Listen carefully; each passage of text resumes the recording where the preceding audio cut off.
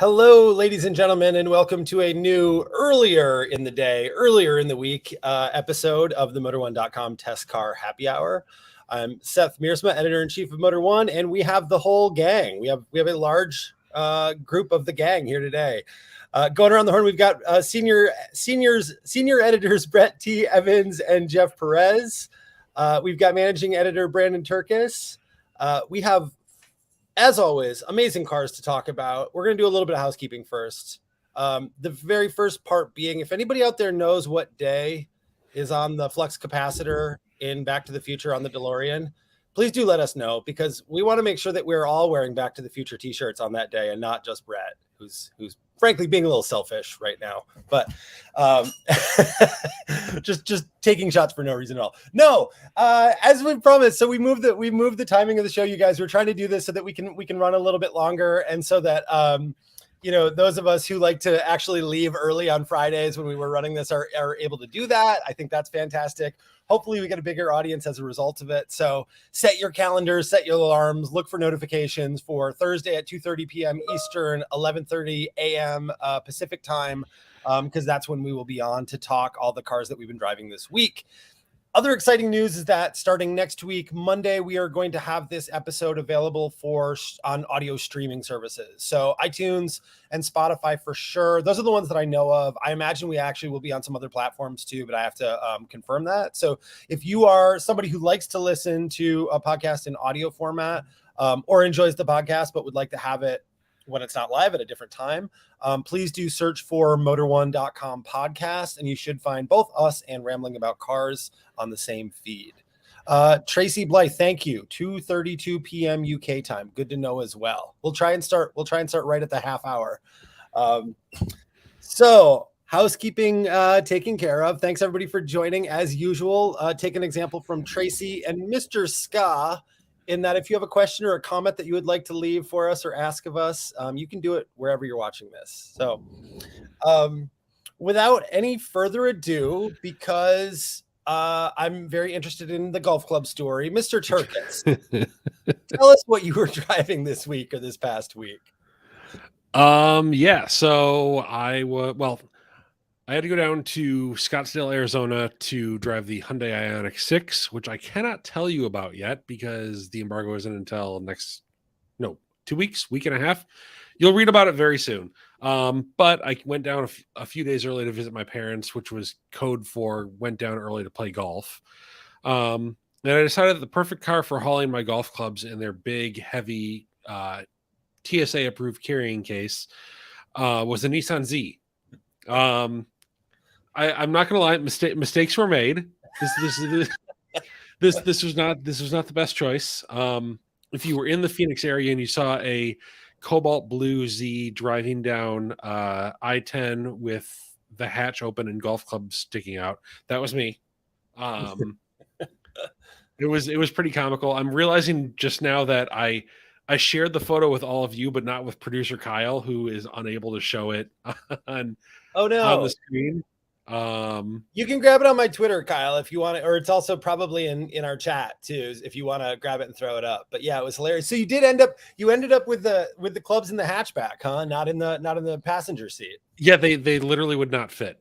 So that was I did try that. I think it was quite the sight at the parking garage where I picked up the Z, seeing me trying to shoehorn this 4 foot tall case into a little blue sports car. But it turned out that with the brace that runs across the middle of the car from side to side is just far enough from the ceiling. There we go. Is just far enough from the roof that you could really wedge the clubs in there, and they didn't move at all. Honestly, it was incredibly stable the entire time that I was driving. The tailgate didn't move at all. I did have some guy in a Nissan Versa pull up next to me, which I originally thought, oh, he's going to say like cool car because he's also driving a Nissan. And he was pointing at the back end as if I wasn't aware that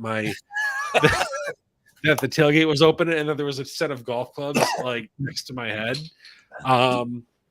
So yeah, that was my adventure with the Z. Presumably you got some time driving it without the golf clubs in the back, right? Yes, I did. Yes, I did. And I will say that the Nissan Z is the most impressive facelift like designed as a new car that I've ever seen. It's so much like the Z and all the older 370Z and all the best and worst possible ways.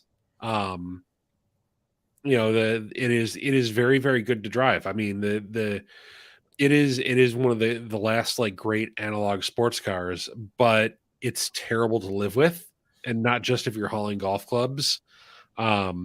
Little things like the visibility, the climate control system, which is basically an on-off switch.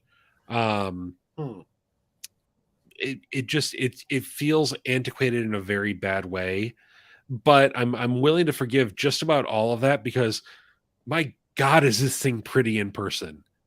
Like the rear, that angle right there with the taillights on is it's just the best looking car on sale. Like I just couldn't stop looking at it every time I parked it somewhere. I just walked away. I'm like, oh my God, it is such a good looking car.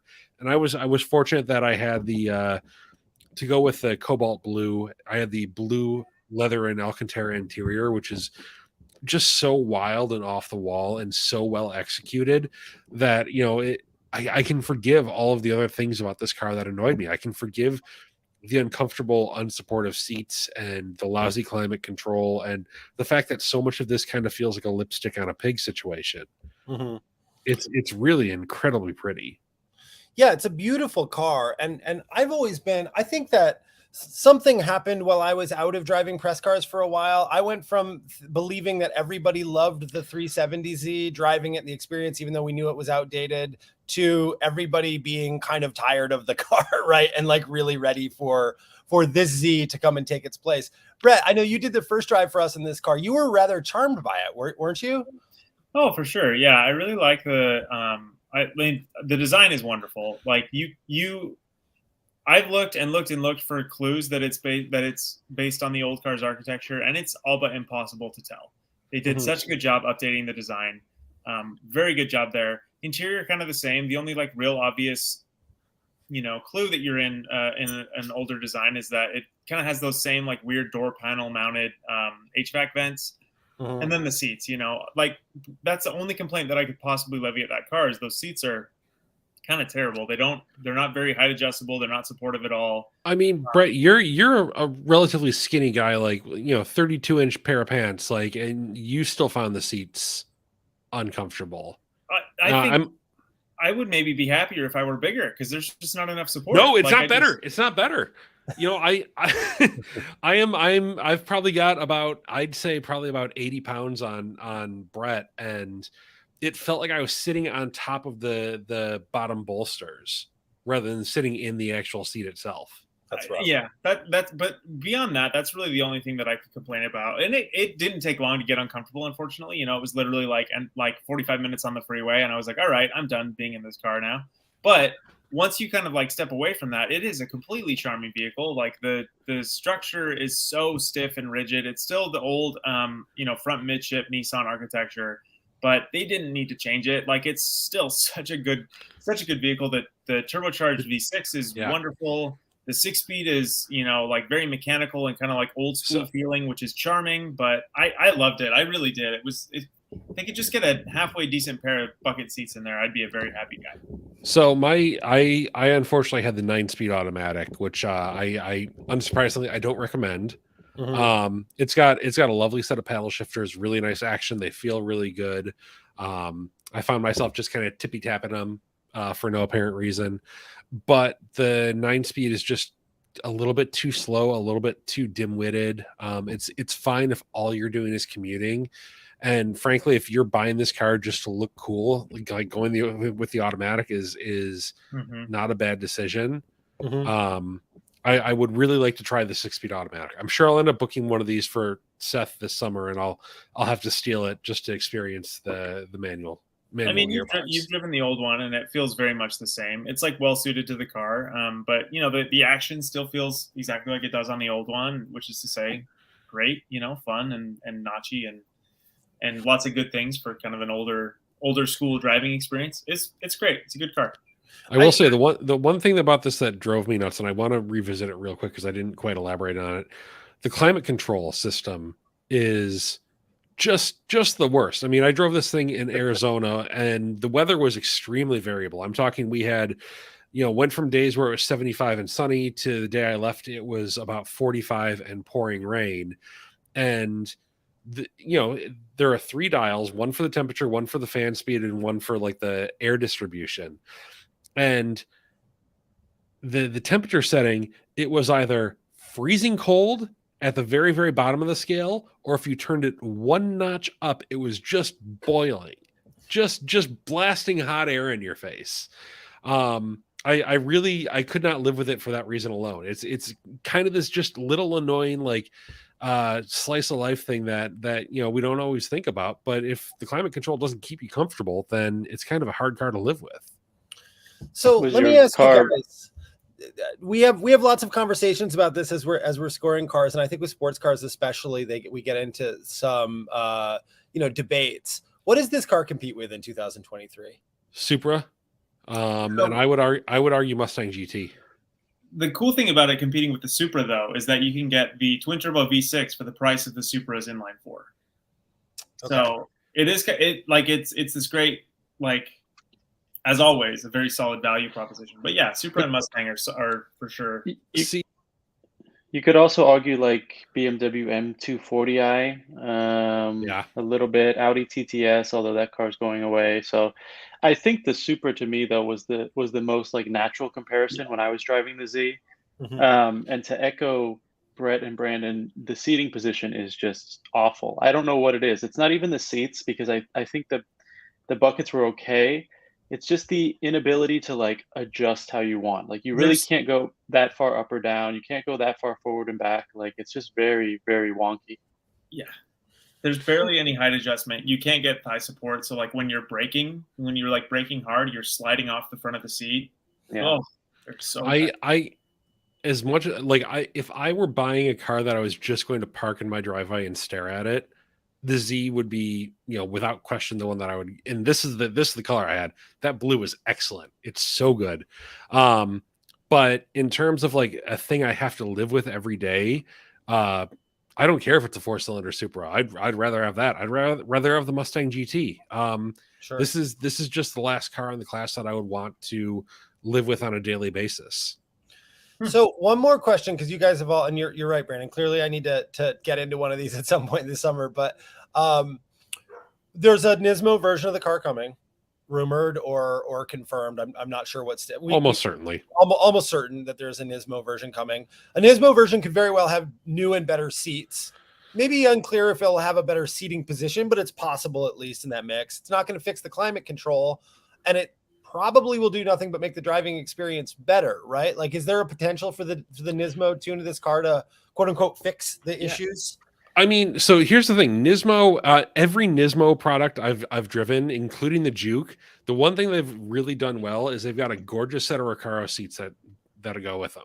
Yep. So I'm very, very hopeful that when a new Nismo Z comes out, it'll be like the old one, and it'll have this awesome set of Recaro buckets. That alone would make it a much easier car to deal with, I think. Naveen weighing in from Facebook with a shot at our old friend the Supra too, saying the only reason to get a Z is if you want a true, authentic Japanese sports car, not a rebadged German car. Naveen, I think that that sentiment has been echoed many times, and I think that you would find a lot of people that would agree with you there. I would simply say we've had good experience historically with German sports cars, so we're not that. That's not the dig that we think it is. But right, the thing though is like they do have different characters that like befit their ultimate like parentage, like. People who like Japanese sports cars, and the Supra doesn't scratch that itch for some of them, So that's a totally fair comment. Well, I mean, great car. I'm not saying the Supra is not a great car. It's wonderful. I love it. It might be my pick as well, to Brandon's point. But this is a genuine Japanese sports car. And the good thing about this is, unlike the Supra, you can actually put the windows down, which you can't do in the Supra without just insane buffeting. And the good thing is, you have to put the windows down in the Z because the climate control doesn't work. I just drove the Supra recently, and I Oh, put here the we windows go. down because I've never like fully tested this theory that everybody has, and it's not great, but like, it's not It's that bad. What is undrivable, everybody Jeff. complaining It's about? undrivable. It It's yeah, literally killed me, Jeff. I don't know. What am I missing? What did I do Jeff. wrong? You Were want you you want to know going the 4 problem? miles an hour? The problem is, I was Jeff. on the highway. You can make the argument that the buffeting in the Supra is not that bad, but the buffeting in literally every other car is non-existent.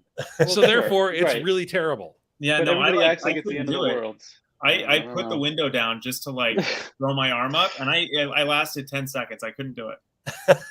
I don't know. Nissan Z, or I'm sorry, Toyota Supra owners out there watching this video, let us know. Is buffeting an issue? Are you turning in your car? You're ending your lease early because of the buffeting, or no? But like I said, it's okay because the climate control works in the Supra, so you can keep the windows up. Well, listen, let's transition though from one quasi debatable car or feature on a car to one that has been hotly debated since its first look. Jeff, you just got done doing the first drive of the BMW XM, the second ever standalone M product from BMW, right? Which just also happens to be an SUV that looks a little, let's call it different than maybe people were expecting when it was first announced. Tell us about the XM. So the video that Kyle is playing right now shows probably my least favorite spec of this car. For whatever reason, the bronze accents are super cool on the grille, right? And you get bronze on the side, but when it has blue or red or whatever, it looks pretty terrible. But like, regardless of what you think of the styling, I got into that car and I was like immediately blown away with how it drove. You get the twin turbo 4.4 liter V8, same as you get basically across the board on a lot of the M cars or a lot of the larger M cars. Single electric motor, 664 horsepower. So it's quick. I mean, it's a really big, like 6,000 pound SUV, but it is really quick. It's interesting because I think I mentioned this up front in my review, like BMW really touts this as only the second M car they've ever built, right? After the M1. And I mean, I don't know. I think they might be a little generous on that because it definitely shares a lot of stuff. Even if it's not a direct platform with like a lot of the SUVs, it definitely shares a lot of components, right?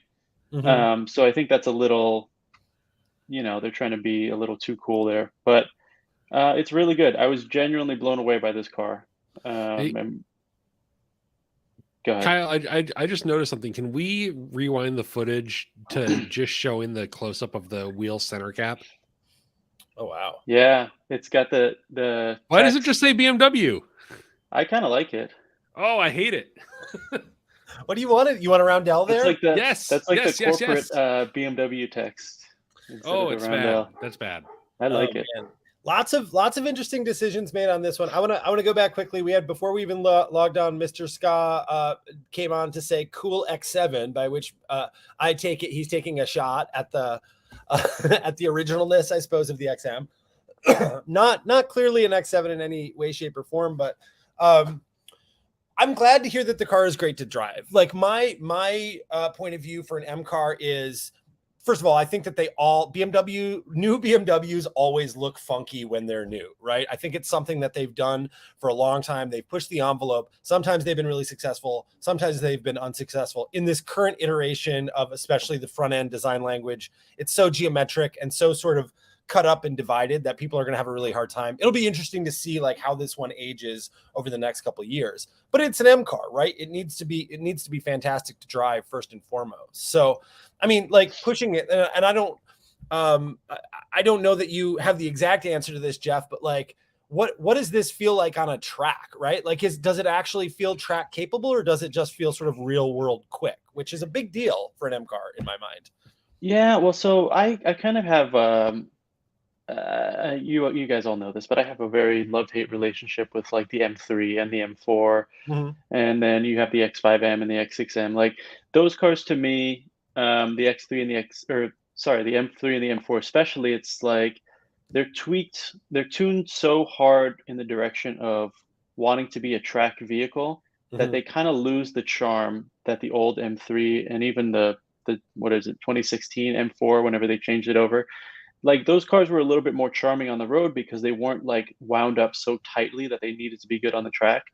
I think the SUVs do a better job of that, and the XM especially, it feels like a really, really great on-road performer, or it is a really, really great on-road performer. I don't know how great it would be on the track. Like it's 6,000 pounds, you have Right. big batteries, you have steering that is really tuned for the road. Like it's pretty light, but it is quick. It's not really going to be great on the track, I don't think. So I think this is like what they should be doing, really. BMW with their SUVs, like just tuning them so well for the road, because who is going to take this thing to the track? Like, first of all, I would love to meet that person who buys an XM and takes it to the track, because they must be insane. But I just don't think it's going to be excellent on the track. Well, I have an answer for you. The people who would bring it to the track are the BMW PR people. Well, yeah, because they did this exact thing, a generation ago with the launch of the X6M, which they decided was smart to drive around Coda, and remains one of my all-time least favorite track drives because of exactly what you're talking about, right? Like just actually lovely, quick, fun to drive SUV on the road, but on the track it sort of fell apart. So that honestly is like one of my big kind of intellectual gripes with this is again, big, heavy, M-badged thing that maybe falls apart in a true performance environment. Well, that's the thing too with this, is that it doesn't even feel as tight or as wound up as the X5M. Like it feels like a notch below that in terms of the suspension's not as stiff, the steering isn't as quick, like the powertrain isn't as aggressive. I think the X5M is actually quicker to 60 than this is. So it's like they definitely it kind of occupies a weird space where it's not a hardcore M car like the X5 or the X6, but it's better than both of those on the road. I think it's just, it feels so much more special when you drive it compared to those two cars. That's such a problem for me because it's a standalone M product. Like Right. I feel like the M1 is the only other standalone M product, and that was a zero compromises mid-engine supercar built only because they needed homologation to race it.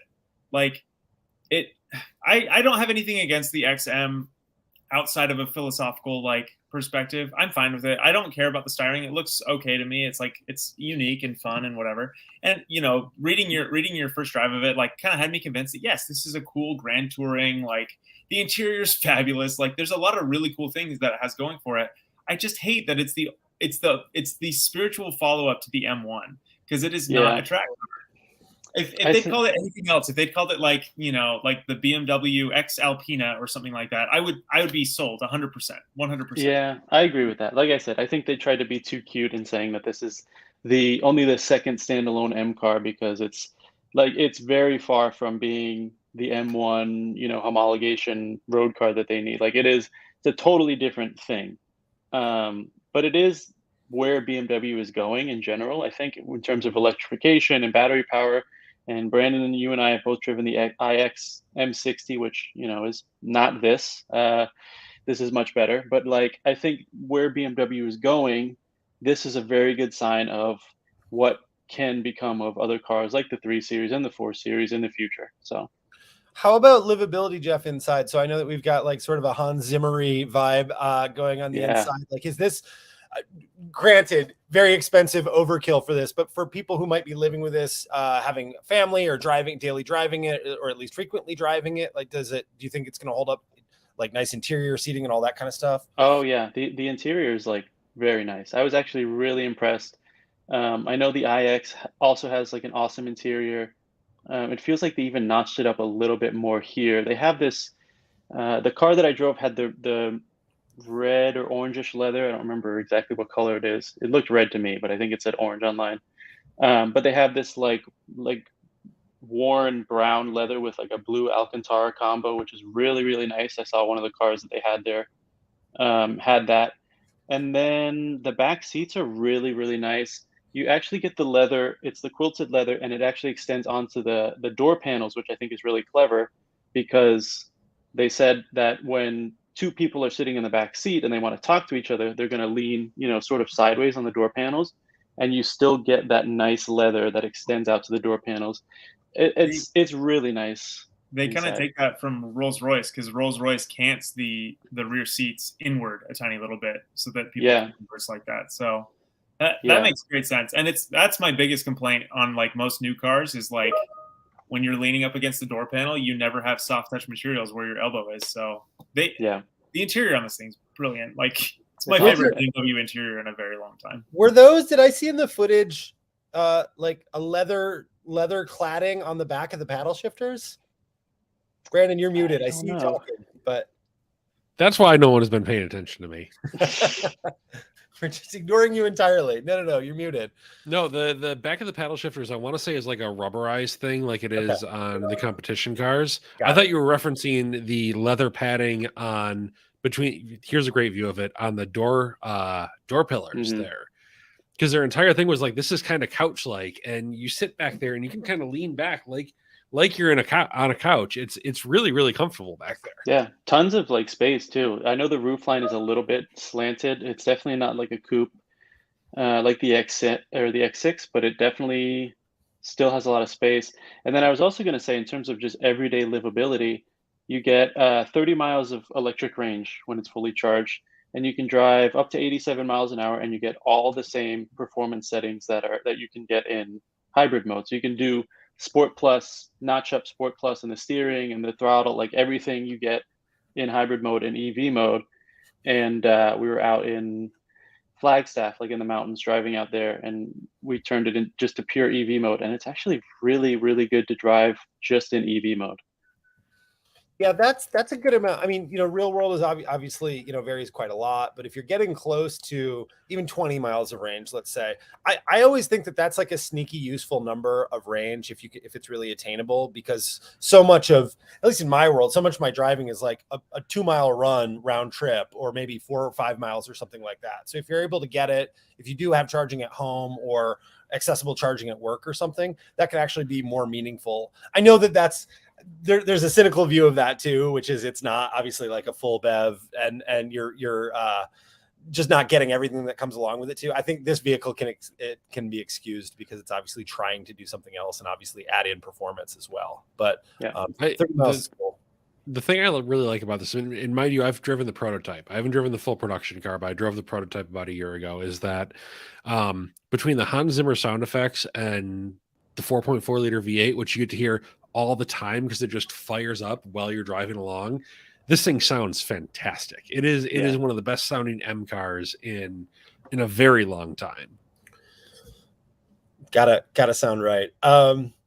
Right on. All right. Well, again, we've got a couple more cars to talk about. Brett was driving one that definitely, I mean, unless if my memory serves at all, probably sounds friggin' fantastic. And from Jeep, totally different mindset for sure. Yeah.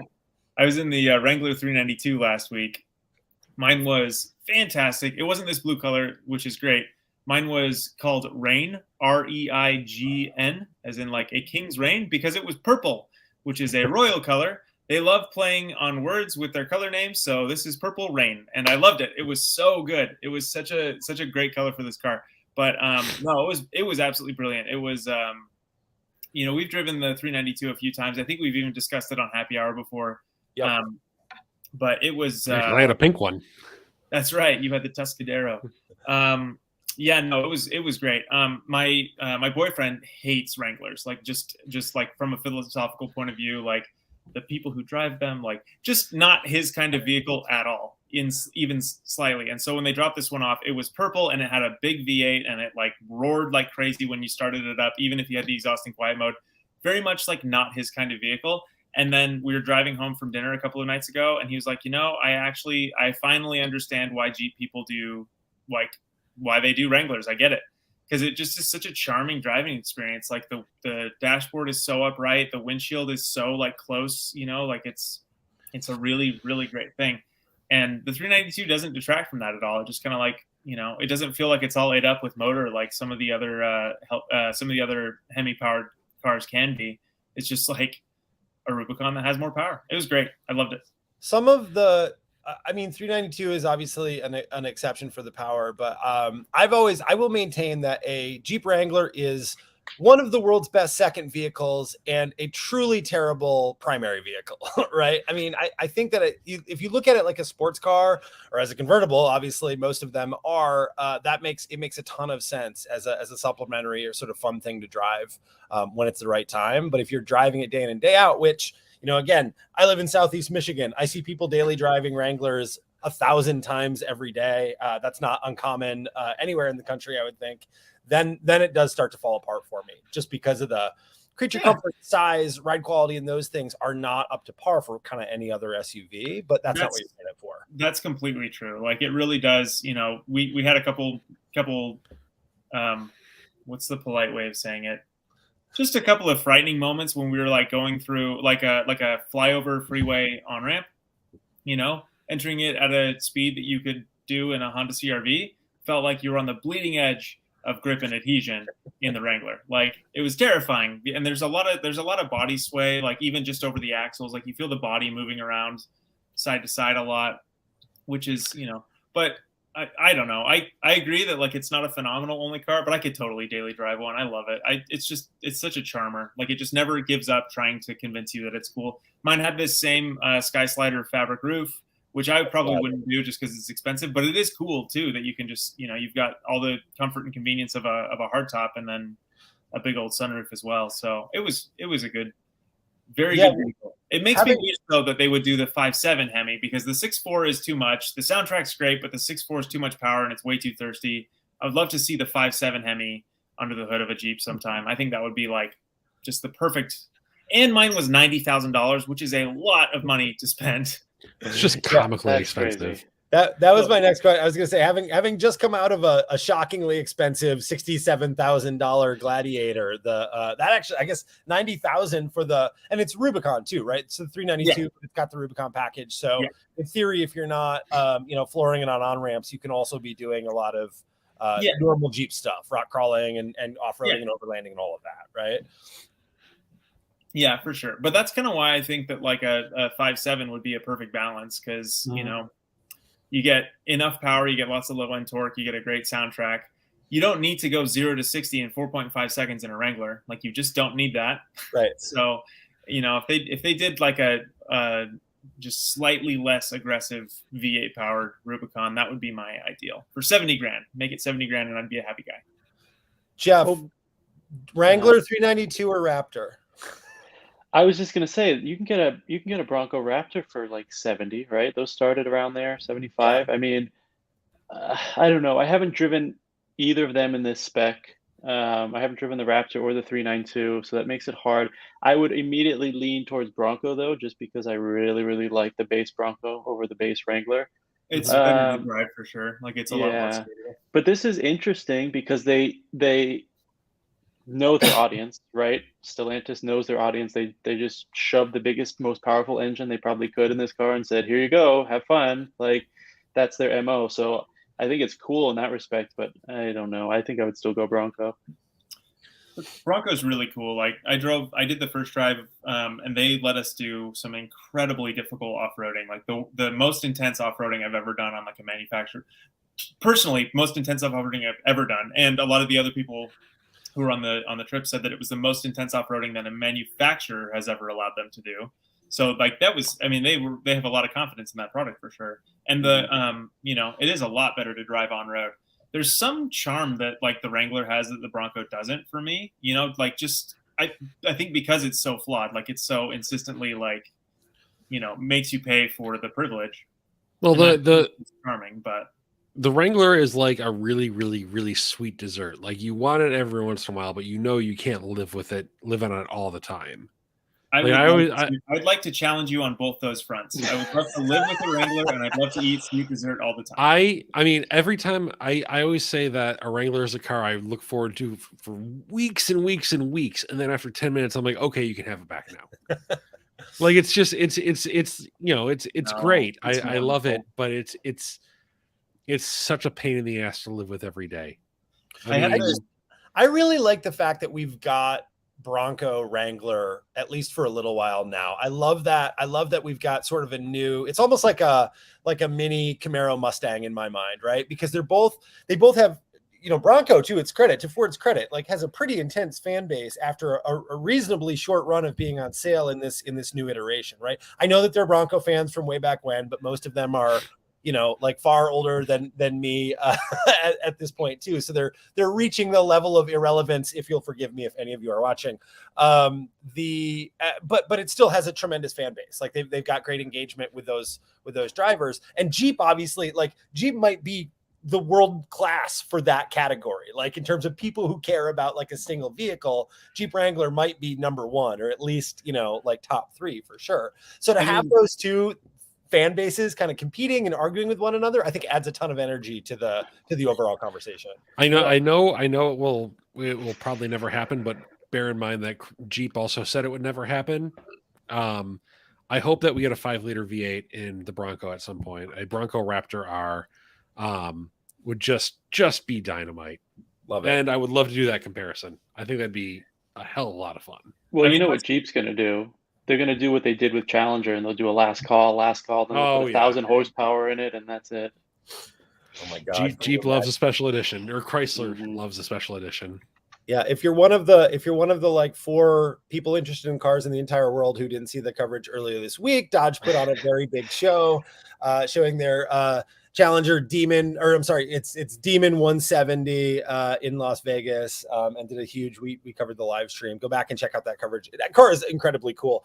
The presentation was cringy in my mind because they sometimes they like to sort of tiptoe into this hyper masculine land when they're talking about that stuff that I find a little off-putting. That being said, the engineering, the car is incredible, and I think that extends to all of honestly all of Stellantis performance portfolio. I think is really incredible right now. So, Seth, when you said big news, I thought you were going to reference my first drive of the all new Dodge Hornet. Oh yes, and a Hornet too. A small performance crossover, as it turns out. Very good one. We'll save that one for an episode to come, because we have to talk about maybe arguably the most relevant and least exciting vehicle in this week's happy hour, the Lexus RX 350h. That's the hybrid version that I'm in, all-wheel drive. I got very confused this afternoon as I was trying to pull all the specs because the Lexus told me that they gave me an F Sport all-wheel drive non-hybrid, and I was like, that doesn't really match with what I remember. So it turns out, no, not to be true. But I gotta say, like this Lexus has started to win me over a little bit. I've always been a big fan of RX. I kind of adopted the position. I did the thing that you're not supposed to do years ago, where I was like, the RX is the best version of a Lexus that exists right now. And at that time, the RX hybrid was the best version of the RX that you could have. Ergo, it was the pinnacle of Lexus technology. And I don't know if that's still true today, but I will say that I think that on the positive side, there is a high level of comfort. This car is just silent, even when the gas motor is running, unless you're accelerating hard and you can hear it's got that 2.5 4-cylinder that when it's trying really hard sounds kind of awful, but the sound deadening in the car is really excellent. So it really isn't like interrupting the experience most of the time. The ride quality on those giant wheels, I think they're 21s or 22s, is phenomenal. The interior fit and finish is great. It's a little boring. I was a little bit surprised because I've gotten used to Lexus feeling like they are a little bit like BMW, like kind of edging up to design that maybe isn't super comfortable for everybody, but then somehow bring it together. This one is a little, maybe it's just the colorway of the interior, but it was a little bit dull, but like great seats, like easy to use, easy to pair up my technology, like a really, really tremendous stereo and all that stuff. But man, it is just not exciting to drive at all. Like it is. This version especially is slow off the line. It feels fine once you're kind of up to highway speed, but the acceleration is really kind of crappy. It is, it is not an involving car in terms of handling. I know that they have versions that they call that sort of handling version. Maybe that amps it up just a little bit, but the car feels a little bit slow-witted, to be honest, even in the context of other crossovers and SUVs of this size. So where we're seeing, we're talking about obviously with something like XM, luxury automakers really trying to split the difference between the utility of an SUV, the true sport and utility, right? And then amping up the sportiness. I feel like Lexus is missing a little bit on that front. I don't think it's as good an all-rounder as maybe some of the other competitors in this segment right now. Do you remember a few years ago when everyone complained about the spindle grille, Lexus doing the spindle grille, and then BMW came in and was like, we'll take that title of having the worst grille in the industry? Yeah. I actually, after driving this car, like, I don't really love the pointiness of the nose the redesign that they did, but I think it looks really good. Like, they really like just fine-tuned the design from last year, which I thought was already a pretty good design, and they really made it look like slick and sophisticated. To your point, it's not like an exciting car at all, but I think it definitely has some sort of a presence. I had the what is the name? The Nori green, was that the name of the green for the RX? I had that one, and I thought it looked really good in that color too. So the Sport Performance, the plug-in, or is it a plug-in hybrid? I can't remember if it's a plug-in or if it's just a more powerful hybrid version. The 500 is a plug-in hybrid, I want to say. Actually, I don't think it is, because it doesn't have the plus. I think it's just a more powerful hybrid. But whatever the case may be, that was a surprisingly like enjoyable car to drive quickly. Like you'd never expect to say that about an RX, but the 500H was like kind of solves a lot of the problems that people have had about the RX since it came out like 25 years ago. You know, it made it borderline. Go ahead. Fun. I'm sorry. That's all. I just was saying, made it borderline fun, which is kind of a cool thing to say. I just forwarded Kyle via Teams a message of what the front end of the Lexus RX reminds me of. Hopefully you can throw that up on the page. But I really struggle with the kind of like odd bulge above the spindle grille. Because look at that. It's a beluga whale. I'm sorry. I mean, it's too streamlined for sure. Like it's a weird combination of, it looks like they didn't finish shaping the front end. Like there should be more dramatic cut. So it's weird how it just kind of comes over and there's this point above the grill itself. It's very, very awkward. It just has, it feels like there's a lot of visual mass up there that I can't quite get over. I will say, in this darker color that Seyth has, or in like a nori green, it's less objectionable. But like in a silver or white or any lighter shade, it just looks so bulbous. I don't hate it, because I really like how they kind of did like the frameless grille style, where like the mesh texture like bleeds out into the bodywork a little bit. And I think that kind of just like livens it up just that much, just enough. The RZ, I kind of think like follows that kind of that like bulbous like mass, just like amorphous huge nose. I think that totally fits on the RZ, but the RX gets away with it in my mind, because it kind of has that lattice work that comes out from the grill, which I like. I will say, Seyth, I was hoping that you would have the one exception to what I know I was just saying, like lighter colors don't work, but the rose gold color that Lexus is selling on the RX now, I saw it for the first time in person a few weeks ago. It is breathtaking. It is one of the prettiest paints on sale today. Lexus is, for like probably like the last 10 years, they've just been throwing so much at paintwork. Like the quality has always been amazing. It's always like, since the 90s. But the colors has been great. But they like the red that they do on the LC is fantastic. The nori green is so good. I love Grecian water, kind of that like light blue that they're doing now. Like they're just throwing so much at like finishes, which is really important for like a luxury automaker. I was say, can we highlight Naveen's comment about the RX, which is he kind of goes in hard on the interior, which I can agree with to a point, but the reality is that unless you option up the competition, a GLC, a GV80, an Aviator, any of those vehicles that he's talking about, Grand Cherokee specifically, he mentions Grand Cherokee Summit. The base Grand Cherokee is woeful, and you want to talk about all of those cars have the kind of cheapish injection molded leather, like it's soft touch, or injected molded plastic, it's soft touch, but it's just none of those are terribly inspiring unless you really throw some money at them. And the Lexus the RX does what it always has, where it offers like X5 space and comfort at like an X3 price.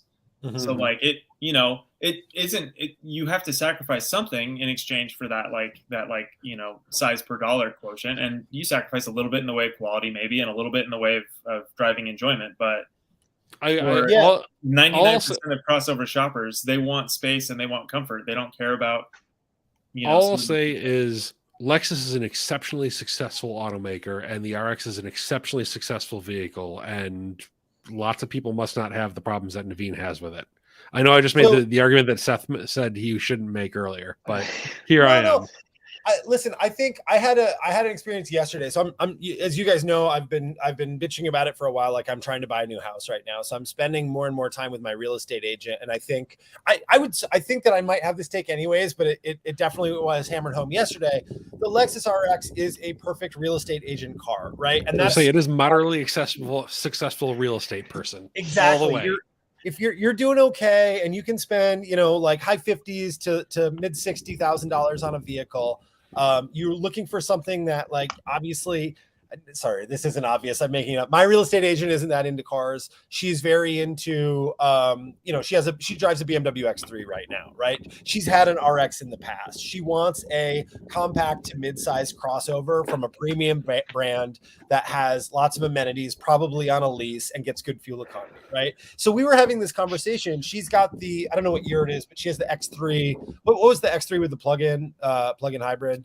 Oh God, they only sold that for like a couple of years. That was 17, 18. That's a fairly rare car, honestly. I know. So we were chatting about that, and like her primary thing was fuel economy, and that is something, like, again, I haven't been driving this week, although maybe I should although it's leaving tomorrow, so maybe I can for the rest of today. But the fuel economy that I've been seeing on the normal readout without actually measuring it, doing only around town driving, is hovering just around 30 mpg, which isn't bad, but it's a lot lower than advertised by Toyota, and probably one of those things that if I'm having that conversation with my real estate agent and I'm able to tell her, no, I'm getting close to 40 around town in this vehicle, honestly, that might be something. That's a reason why people have gotten into Lexuses and RXs, especially hybrids, in the past, right? So well, too, I mean, I think, you know, we mentioned BMW and Naveen said GV80, which GV80 is awesome.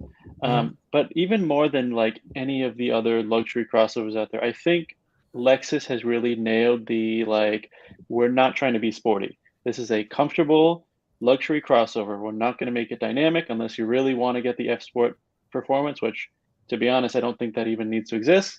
But like, the RX is just a super, super comfy car, more so than any of the other ones that are out there trying to be sporty. And I think that's a big reason why it's so successful, because I personally, anecdotally, I know a lot of people that have said, well, I don't want the X3 because I don't like how it drives, or I don't like how harsh the interior is. So I'm going to go get a Lexus RX and just have a nice, comfortable crossover.